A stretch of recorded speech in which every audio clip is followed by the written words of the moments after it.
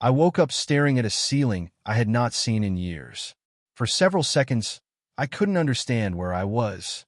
Then I noticed the calendar beside my bed. 6 years earlier. My heart stopped. I sat up quickly and looked around the apartment. Everything was exactly as I remembered. The old desk, the cracked lamp, the photograph of my engagement with Colonel Sophia Carter. I reached for the photograph with trembling hands. Sophia and I were smiling at each other. At the time, I had believed that smile represented my future. Now I knew better. Memories came rushing back. I had lived this life before. In my first life, I had spent years trying to make my relationship with Sophia work. She was brilliant, disciplined, and admired by everyone around her. As a colonel, she had built her entire identity around responsibility. I respected that. I even admired her for it. But slowly, her career became the center of our relationship. I followed her assignments. I postponed my own opportunities. I moved whenever her command changed. When she needed support, I was there.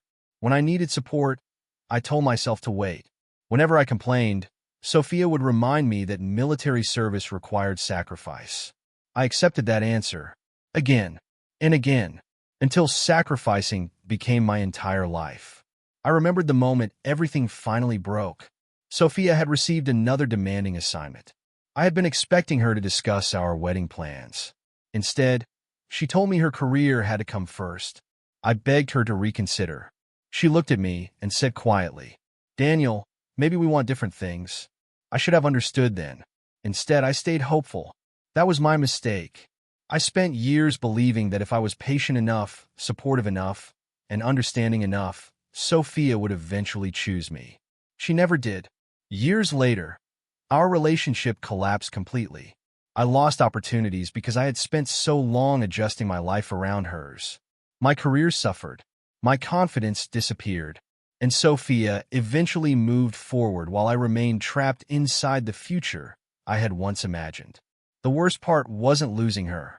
It was realizing how much of myself I had given away while trying to keep her. Then came the end of my first life. I died carrying one regret. I had spent my entire life waiting for someone else to choose me.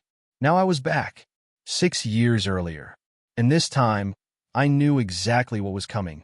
I looked at the engagement photograph again. Sophia was still the woman I remembered. Beautiful, strong, focused. But I was different. I had already lived through the consequences of putting someone else's dreams ahead of my own. I wasn't going to repeat them. My phone suddenly rang. Sophia. I stared at her name for several seconds before answering. "Good morning."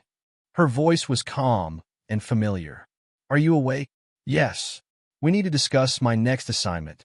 I closed my eyes. I already knew what she was going to say. She had received orders for a demanding posting. In my first life, I had immediately promised to move with her. I had rearranged my career. I had abandoned opportunities. I had told myself that supporting my fiancé was what love meant. This time, I didn't. "Congratulations," I said. Silence. "That's all. What else should I say? I thought you'd be upset." "I'm not." Sophia sounded confused. "I may be away for several months." "I understand." Another pause followed. "Daniel, what's wrong?" "Nothing." But inside, I was thinking something very different. This time, "I'm not following you." I didn't say it aloud. I didn't need to. "I think I need to focus on my own career too," I finally said. Sophia became quiet. "Are you saying you don't want to support me?" "No." "Then what are you saying?" "I'm saying I want to build my own future." The conversation ended awkwardly. I put my phone down and stared at the ceiling. My second chance had officially begun. I wasn't going to punish Sophia. I wasn't going to make her jealous. I wasn't going to expose the future I remembered. Most importantly, I wasn't going to disappear inside her life again. The next morning, I resigned from the job that had kept me tied to her schedule. Then I accepted an opportunity at an aerospace technology firm in another city. In my previous life, I had rejected the same offer because it conflicted with Sophia's assignment. This time, I accepted immediately. Within weeks, my life began changing. I rented a small apartment. I started working on advanced aerospace systems. I reconnected with old friends. I began exercising my own judgment again. For the first time in years, I made decisions without asking whether they would fit Sophia's plans. It felt strange. Then it felt liberating. Sophia noticed the difference. One evening, she came to see me. She stood near the doorway, studying me. "You really are different." I smiled. "Maybe I've just started thinking about my own future." She frowned slightly. "Are you still planning to marry me?" The question carried more weight than she realized. I looked at her. I remembered everything. The arguments, the loneliness, the opportunities one had sacrificed, the years I had spent waiting. Then I answered quietly, "I don't know." Sophia stared at me. She had expected certainty. She had expected me to reassure her. Instead, for the first time, I wasn't chasing her. She didn't know why. She didn't know about my previous life. She didn't know that I already understood how our story would end. And she certainly didn't know that my decision to step away from her would change both our futures. Because somewhere in the years ahead, I would meet another woman. A woman who would never ask me to disappear for her. A woman who would become my wife. And eventually, 2 children would enter our lives and teach me what real happiness looked like. But Sophia was still standing in front of me. And for the first time, I wasn't afraid of losing her. I had already lost her once. This time, I was determined not to lose myself. My new job consumed the first year of my second life. I worked harder than I ever had before. I learned quickly. I volunteered for difficult projects. I stayed late when necessary and asked questions when I didn't understand something. Within months, I became one of the youngest project leads in the company. For the first time, my career wasn't something I adjusted around Sophia's schedule. It belonged to me. The difference was impossible to ignore. In my first life, I had always considered myself second to Sophia. Her rank was more important. Her assignments were more important. Her priorities were more important. Whenever we faced a difficult decision, I automatically asked myself what would make her life easier. Now I asked a different question. What kind of life did I want? The answer wasn't complicated. I wanted meaningful work. I wanted independence. I wanted people around me who respected my ambitions as much as I respected theirs. And most importantly, I wanted a relationship where neither person had to disappear for the other to succeed. Sophia noticed the change. She began calling more often. At first, the conversations were brief. "How is work?" "Good." "Are you still enjoying the new position?" "Very much." Then her questions became more personal. "Do you miss me?" I paused whenever she asked that. Sometimes I answered honestly. Sometimes she would become quiet, because she knew I wasn't saying it to make her feel guilty. I genuinely missed parts of our relationship. I missed the woman I had once loved, but missing someone didn't mean I needed to return to the same future. That was something I had never understood in my first life. During that period, I met Emma Lewis, a talented biomedical engineer working on a joint aerospace health project. The first time we spoke, there was nothing romantic about it. We were assigned to solve a technical problem that had delayed the project for several weeks. Emma reviewed my proposal. She frowned. "I think your second assumption is wrong." I looked at the calculations. She was right. "You're correct." She smiled. I was expecting an argument. I've learned that being wrong is cheaper than defending the wrong answer. She laughed. "That's surprisingly mature." "I've had practice." Our friendship developed naturally after that. Emma was ambitious, but she never treated ambition like a weapon. She listened. She asked questions. She disagreed without trying to dominate the conversation. She laughed easily. Most importantly, she never expected me to prove my loyalty by sacrificing my future. We started having lunch together. Sometimes we discussed work. Sometimes we talked about completely unrelated things. She told me about her childhood. I told her about my career. We discussed places we wanted to visit and projects we hoped to build. Nothing felt forced. There was no competition, no jealousy, no pressure, just 2 people enjoying each other's company. One evening, after finishing a difficult project, Emma and I stayed late at the office. The building was almost empty. She looked at me across the conference table. "Can I ask you something?" "Sure." "Are you engaged?" I smiled. "Technically." She laughed. "Technically?" "It's complicated." Emma raised an eyebrow. "Then maybe you should stop calling it complicated." Her words stayed with me long after she left. Because she was right. I had spent years using the word complicated to avoid making decisions. But sometimes complicated simply meant we were afraid to admit what we already knew. A few months later, Sophia returned from deployment. She asked to meet me. I agreed. We sat together in a quiet cafe. She looked at me carefully. You seem different. I am. You look happier. I am. She lowered her eyes. Is there someone else? I hesitated. Maybe. Her expression changed. She hadn't expected that answer. Who? Someone from work. Sophia looked down at her coffee. Do you love her? I thought about Emma. Her patience. Her humor. The way she listened. The way she never made me feel like I had to earn the right to have my own life. I think I'm getting there. Sophia remained silent for a long time. Then she said something I had never expected to hear. I've been thinking about marriage again. For a moment, I couldn't speak. The timing felt almost cruel. In my first life, I had waited years for Sophia to be ready. I had waited through assignments, promotions, arguments, broken promises. I had convinced myself that patience would eventually be rewarded. Now Sophia was finally thinking about the future I had once desperately wanted. But I was no longer standing in the same place. I looked at her. You deserve someone who can follow your life. She frowned. And you? I deserve someone who walks beside mine. Her expression softened with sadness. I understand. A few weeks later, I ended our engagement. There was no dramatic argument, no accusations, no attempt to make either of us feel guilty. We simply accepted that the future we had once planned was no longer the future either of us wanted. Sophia removed the engagement ring. She placed it carefully on the table. This time, I didn't try to stop her. She looked at me. Are you sure? Yes. Then I hope you're happy. I hope you are too. We stood there quietly. 6 years earlier, I would have considered this moment a tragedy. Now it felt like the final page of a story that had already ended. When I walked out of the cafe, I felt something unexpected. Relief. Not because Sophia had failed. Not because I had won.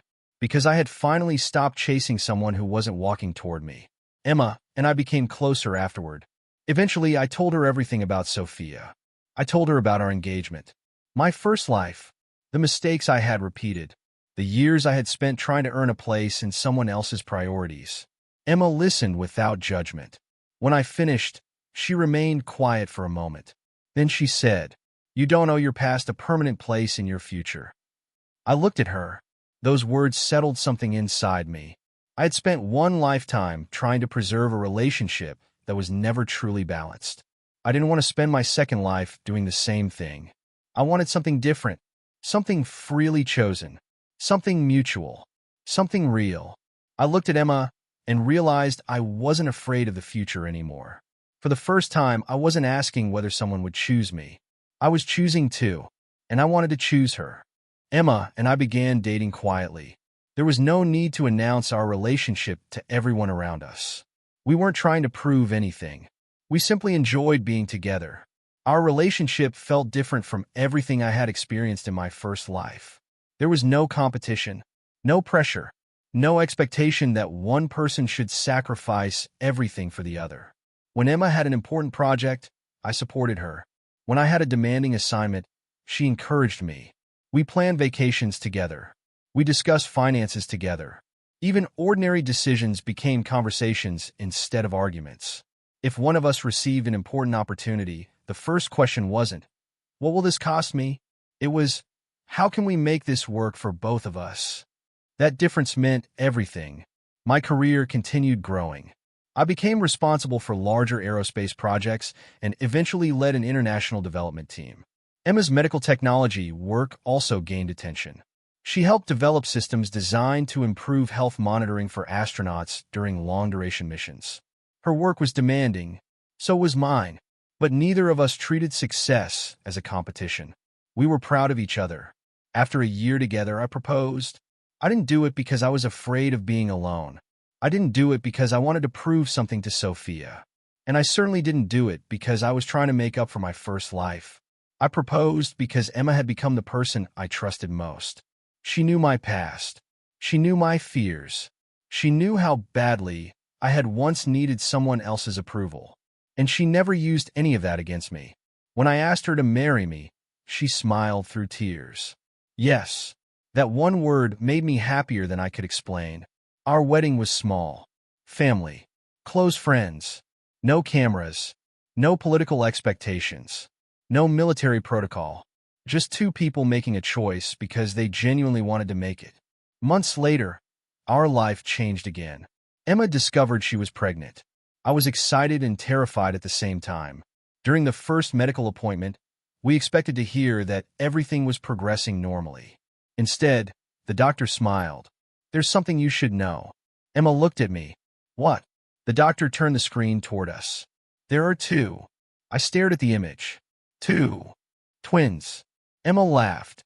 I laughed too. For several seconds, neither of us knew what to say. Two tiny lives had suddenly become the center of our future. That night, I sat beside Emma and thought about my first life. The man I had once been had spent years terrified of losing Sophia. He had believed that holding on to one relationship at any cost was the definition of success. If someone had told him that his greatest happiness would come from walking away, he would never have believed them. But now I understood. Sometimes losing the future you planned is what makes room for the future you actually need. The twins were born 6 years after I had first awakened to my second life. A boy and a girl. We named them Ethan and Lily. Holding them for the first time changed my understanding of responsibility. My priorities suddenly became simple. Protect them. Love them. Be present. Emma and I refused to treat parenting as one person's responsibility. We took turns. We supported each other's careers. We made decisions together. We made mistakes together. Sometimes we laughed because neither of us knew what we were doing. Life wasn't perfect, but it was ours, and every ordinary moment felt precious. Then one afternoon, we attended a major public technology conference. Emma had been invited to speak about her latest medical technology project. I was there to represent my company. The conference hall was crowded with executives, engineers, researchers, and government officials. I was listening to Emma speak when I noticed a familiar face across the room. Sophia. She had risen steadily through the military ranks. Now she was one of the most respected colonels in her region. Our eyes met. She recognized me immediately. Then she noticed Emma. Finally, her gaze moved toward the twins. Her expression froze.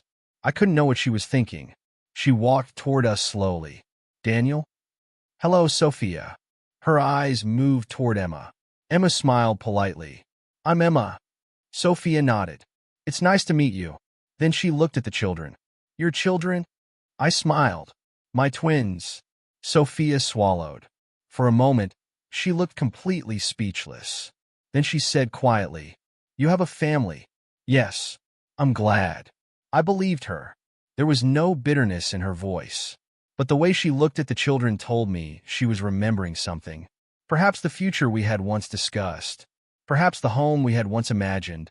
Perhaps the children she had once thought might someday be ours. That life no longer existed, and neither of us could bring it back. Emma gently touched my arm. It was a small gesture, but Sophia noticed. She looked at Emma, then back at me.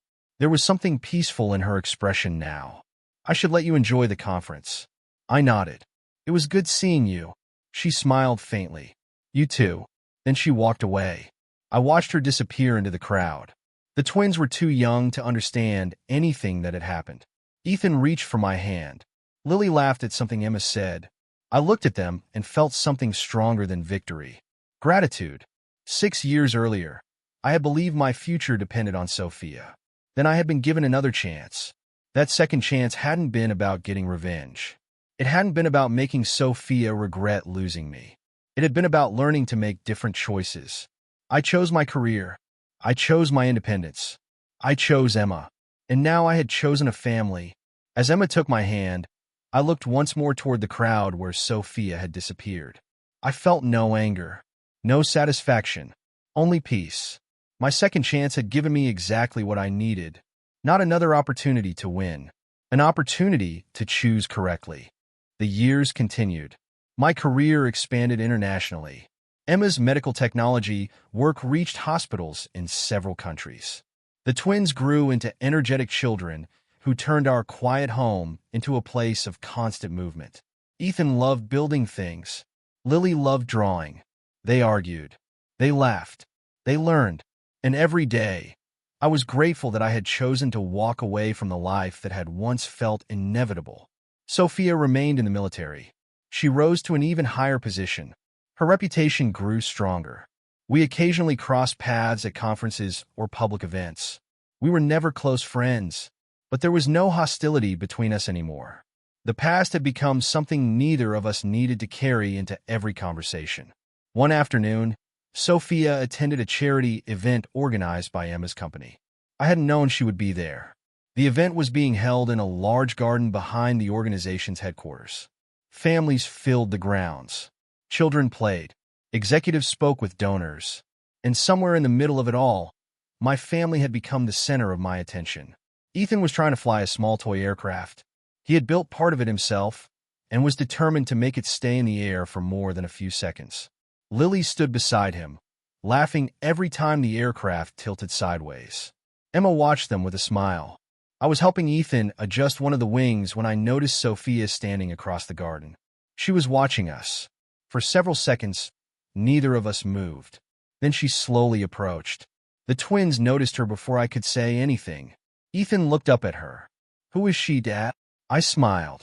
"An old friend." Sophia laughed softly. "That's generous." I stood. "Colonel Sophia Carter." Ethan's eyes widened. "You're a colonel?" Sophia smiled. "Yes." Lily looked at her curiously. "Do you wear a uniform?" "Sometimes." "Can I see it?" Sophia laughed. "Maybe one day." The conversation was surprisingly normal. There was no awkward discussion about our history. No uncomfortable questions. No attempt to compare the lives we had chosen. Sophia simply stood there talking to my children. Ethan told her about his toy aircraft. Lily showed her a drawing she had made. Sophia listened carefully. I noticed the difference. Years ago, Sophia would have been focused on controlling the conversation. Now she simply listened.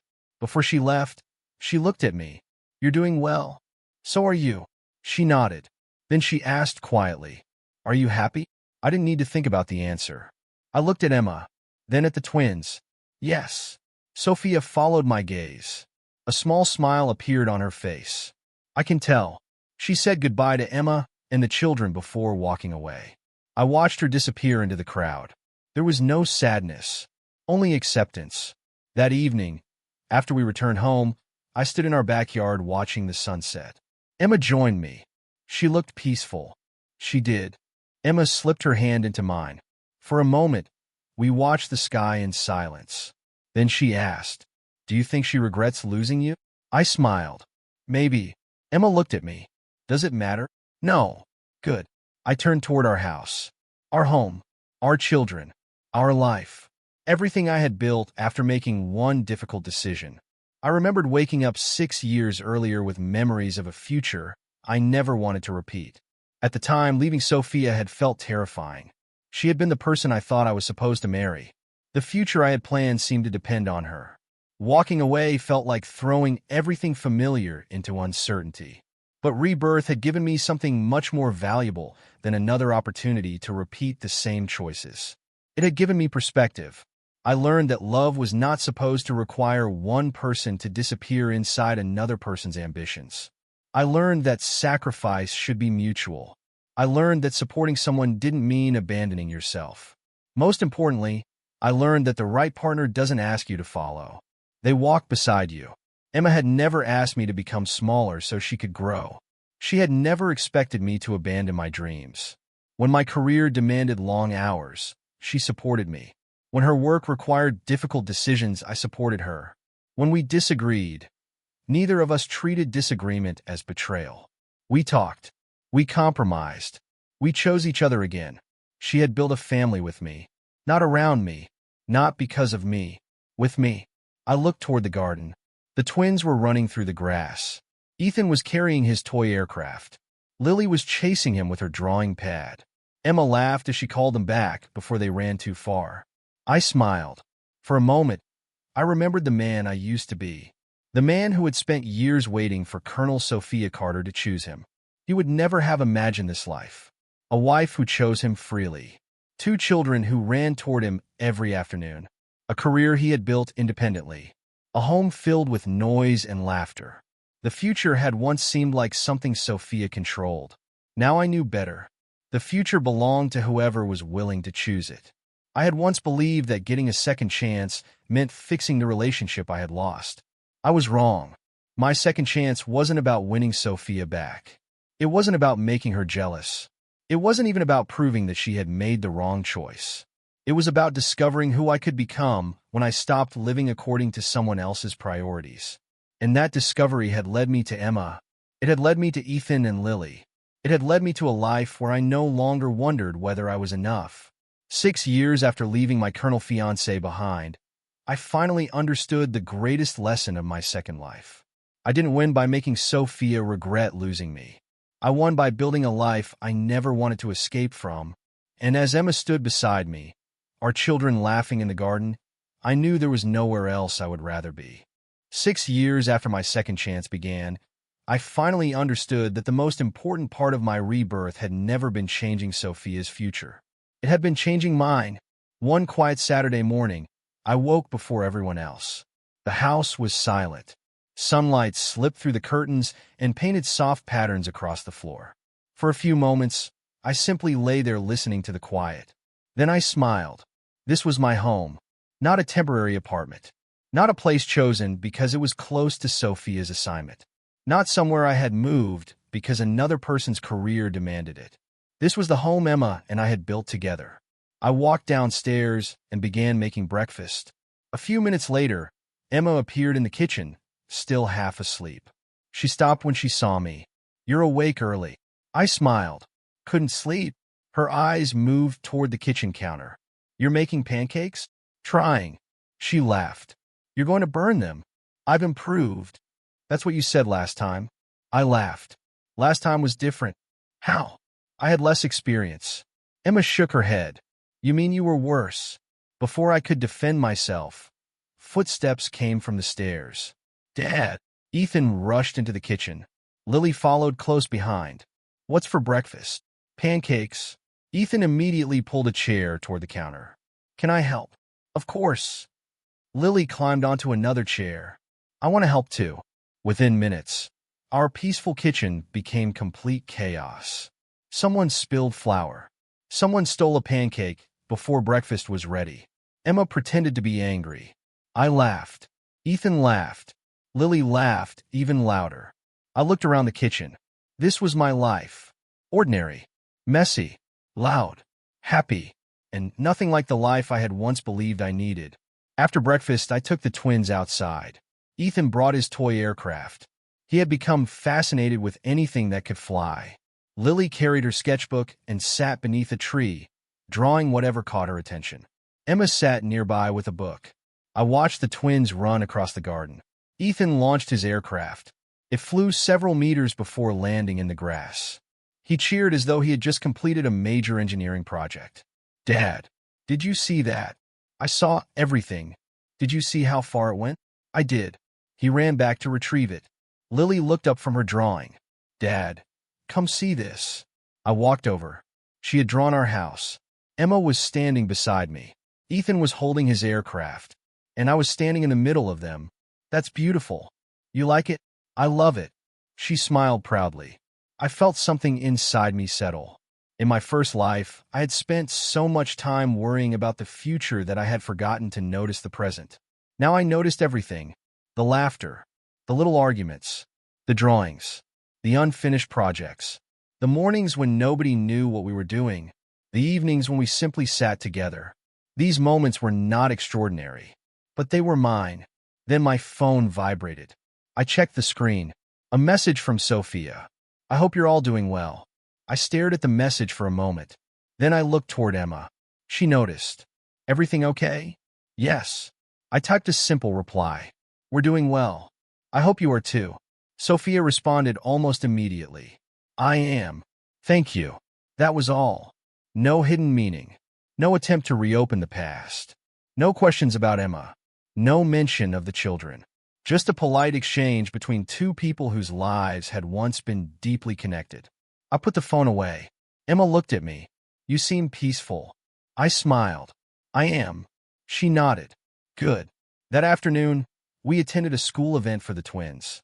Ethan had built a small model aircraft for a science project. He had spent days working on it. Lily had prepared a drawing of our family. When they presented their projects, I felt an emotion that was difficult to explain. Pride. Not the pride of achievement, the pride of being present. In my first life, I had missed so many ordinary moments because I was always chasing a future that never arrived. Now I was here. I saw Ethan smile when his project received recognition. I watched Lily proudly show Emma her drawing. I took photographs. I laughed. I remembered birthdays. I showed up. That was the life I had wanted all along. Not a perfect marriage. Not a powerful partner. Not a future controlled by someone else's career. A family where everyone mattered. That evening, after the children went to bed, Emma and I sat together on the balcony. The city lights stretched across the horizon. Emma leaned against me. "What are you thinking about?" I smiled. "My first life." She turned toward me. "Do you regret it?" I considered the question. "No." She looked surprised. "Why not?" "Because it brought me here." I looked at her. Without losing that life, I might never have understood what I truly wanted. Emma squeezed my hand. "Then I guess your second chance worked." I laughed. "Better than I expected." She smiled. "Much better." We sat quietly. For a while, neither of us spoke. I thought about Sophia. She had once been the future I believed I had to fight for. I had spent years believing that if I worked harder, sacrificed more, and waited long enough, everything would eventually become perfect. It never did, and now I understood why. I had been trying to preserve a future that wasn't meant for me. Sophia wasn't a villain. She wasn't someone I needed to hate. She had simply wanted a different life. And eventually, so had I. There was no need to make her jealous. No need to make her regret anything. No need to prove that I had succeeded. My life spoke for itself. My wife knew my worth. My children knew I would be there. And I knew I had finally chosen a life I didn't need to escape. The next morning, I woke to the sound of Ethan and Lily arguing about breakfast. "Dad." Lily took my seat. I was sitting there first. I walked downstairs smiling. Emma was already laughing. "Your children are waiting for you." I looked at the two of them. "Good morning." They both started talking at once. I laughed. One at a time. The kitchen filled with noise again. And as sunlight entered through the windows, I realized the greatest gift of rebirth wasn't getting another chance to correct the past. It was getting another chance to recognize the future when it appeared. I had once waited for Sophia to choose me. This time, I chose myself. Then I chose Emma. Then I chose our children. And every day after that, we chose each other again. That was the future I had been searching for. Not the future I had lost. The future I had finally built.